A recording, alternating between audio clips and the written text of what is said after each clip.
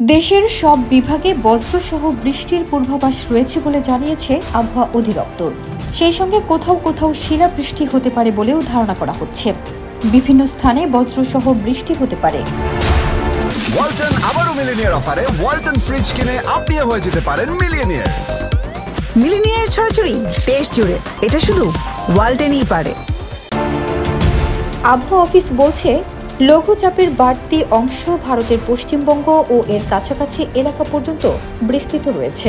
এছাড়া মৌসুমের স্বাভাবিক লঘুচাপ দক্ষিণ বঙ্গোপসাগরে অবস্থান করছে। এই সংস্থাটি বলছে, 15 এপ্রিল সন্ধ্যা 6টা পর্যন্ত দেশের সব বিভাগের দু এক জায়গায় অস্থায়ীভাবে দমকা হাওয়া সহ বিদ্যুৎ চমকানো বা বৃষ্টি অথবা বজ্রসহ বৃষ্টি হতে পারে। সেই সঙ্গে কোথাও কোথাও বিক্ষিপ্তভাবে শিলাবৃষ্টিও হতে পারে। এ সময় চট্টগ্রামের সন্দ্বীপ ও সীতাকুণ্ড অঞ্চল সহ ঢাকা, টাঙ্গাইল, নারায়ণগঞ্জ, মাদারীপুর, মৌলভীবাজার, রাঙামাটি, কুমিল্লা, চাঁদপুর, ফেনী, খুলনা, বাগেরহাট এবং পটুয়াখালী জেলার উপর দিয়ে বয়ে যাওয়া মৃদু তাপপ্রবাহ কিছু কিছু জায়গা থেকে প্রশমিত হতে পারে বলে ধারণা করা হচ্ছে।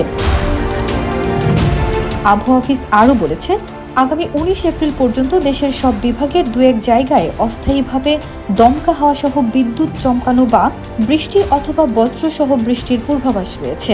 এর মধ্যে 17 এপ্রিল সন্ধ্যা পর্যন্ত দেশের কোথাও কোথাও বিক্ষিপ্তভাবে শিলাবৃষ্টির পূর্বাভাস রয়েছে। বর্ধিত 5 দিনের আবহাওয়ার অবস্থানে বলা হয়েছে, এ সময়ের শেষের দিকে বৃষ্টিপাতের প্রবণতা কমতে পারে এবং তাপমাত্রা বাড়তে পারে। ফারজানা নিকিতা, দেশ রূপান্তর।